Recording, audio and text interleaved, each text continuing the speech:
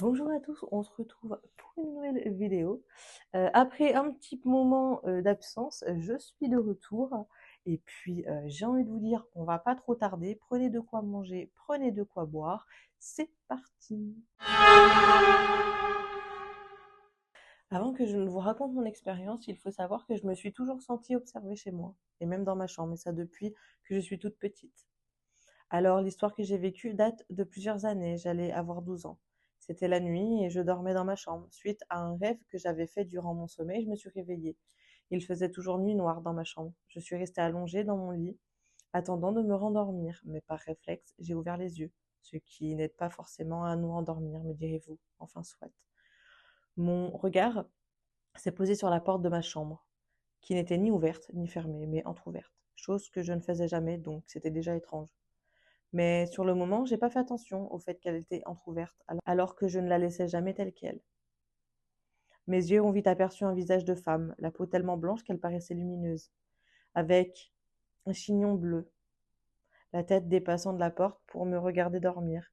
Elle est restée comme ça à me surveiller, en réagissant pas alors que je l'avais repérée. J'avais encore 11 ans à ce moment-là, alors évidemment j'ai pris peur. Je me suis retournée dans mon lit pour ne plus voir le visage de cette étrange femme.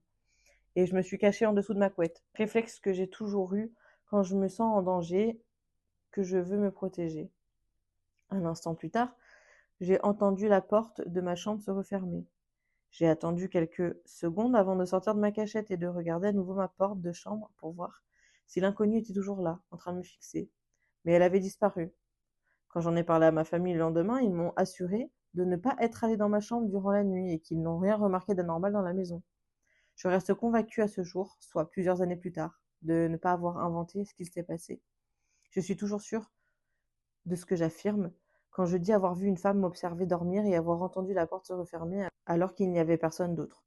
Je raconte mon histoire dans la catégorie paranormale car pour moi, ce n'était pas une personne humaine. C'était peut-être un fantôme, une âme esseulée. Elle n'a plus jamais réapparu depuis toutes ces années, ça fait presque 8 ans. Mais je me souviens toujours aussi bien de son apparence, comme si ça s'était passé hier. Et bah ouais, je pense que c'était paranormal. Du coup. Je pense que oui, on était sur quelque chose de paranormal. Euh, la bonne nouvelle, c'est que du coup, bah, elle l'a vu qu'une fois et qu'elle l'a plus jamais revu, mais du coup, c'est hyper bizarre. Et genre, j'ai pas compris le truc du chignon bleu. Soit, j'ai envie de vous dire pourquoi pas. C'est parti pour la deuxième histoire. Je ne vous fais pas attendre plus longtemps. Hey, j'avais déjà écrit un truc, mais j'aimerais cette fois votre avis, s'il vous plaît. J'avais 19 ans. Il faut savoir que je dors avec ma cousine et que notre chambre donne automatiquement sur le couloir. C'est non seulement la porte, mais aussi la fenêtre qui n'est couverte qu'avec la toile moustiquaire parce qu'il fait chaud et qu'on ne la ferme jamais. Alors n'importe qui passe dans le couloir de la maison peut voir l'intérieur de notre chambre et vice-versa. Quand on est dans la chambre, on voit aussi le couloir, mais juste ce que la fenêtre nous montre. Donc la chambre donne sur le couloir et en face se trouvent deux portes, celle des chambres de mes frères. Je dormais profondément quand un cauchemar m'a réveillée. J'étais complètement paniquée, j'avais peur. Il était exactement 3h48. Je m'en souviens clairement, j'ai pris mon téléphone et j'ai commencé à lire sur Wattpad. Mais il était là. Du coin de l'œil, j'ai vu une silhouette se tenir devant la fenêtre. Elle était toute noire. Je ne voyais même pas ses yeux. J'étais figée et tétanisée. Je dors souvent avec des écouteurs afin d'écouter le bruit de la pluie. Ça aide à me calmer. J'étais là comme une idiote à la fixer au coin de l'œil. Quand j'ai décidé d'enfin lever complètement mon regard sur la chose, elle s'est enfuie. Vous savez, cette sensation que quelque chose se dégage vite d'un endroit pour qu'on ne le voit pas. J'étais effrayée. Après 5 minutes complètement tétanisée, je me suis levée pour aller voir. J'ai ouvert la porte de ma chambre qui était verrouillée. Je suis allée dans la chambre de ma grande sœur parce qu'elle passe souvent la nuit dans le couloir pour aller à la cuisine, mais elle dormait. Elle s'est d'ailleurs réveillée pour me demander ce qui se passait. Je suis allée voir mon frère qui était debout et qui m'a dit que j'ai dû rêver parce qu'il n'était pas sorti. Je suis sûre de ne pas avoir rêvé, j'étais bien réveillée.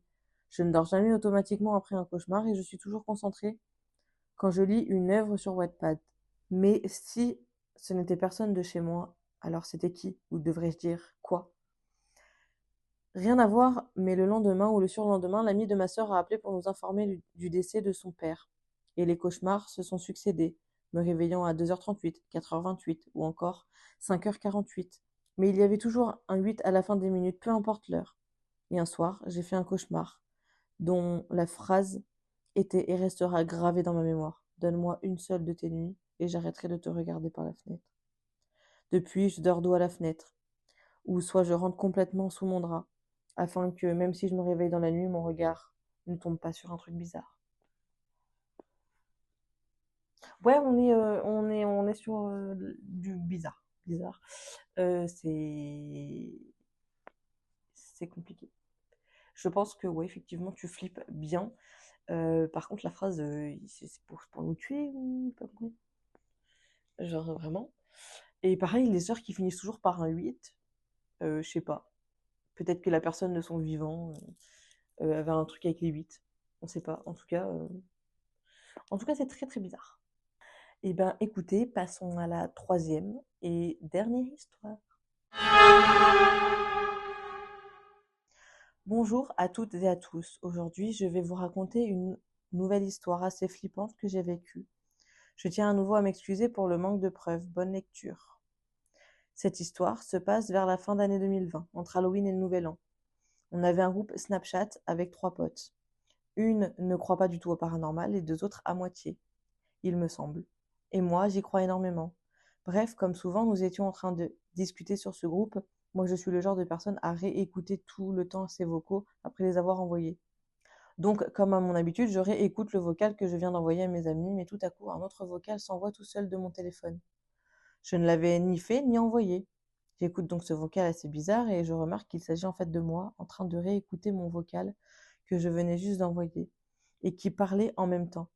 Assez flippée, je décide donc d'en parler immédiatement à mes amis qui ne comprennent pas non plus comment ce message vocal a pu s'envoyer.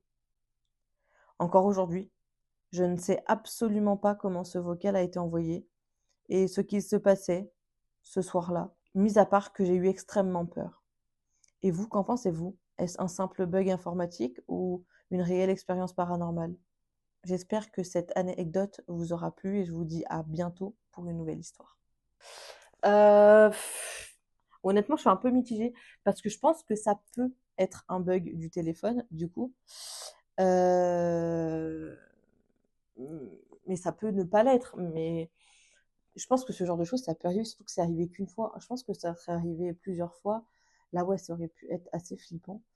Mais je pense que c'est juste un bug du téléphone. C'est possible que ce soit ça. Si c'est pas ça, je sais pas. Enfin, dans le vocal, il n'y a rien de bizarre finalement. C'est juste, la personne qui est en train de réécouter le vocal. Donc, il y aurait des voix, des trucs, ok. Mais là, s'il n'y a rien, je pense que ça doit être juste un bug de téléphone, hein, je pense.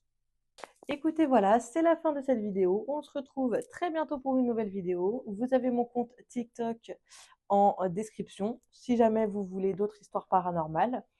J'ai envie de vous dire à très bientôt pour une nouvelle vidéo. Et puis bonne soirée ou bonne journée.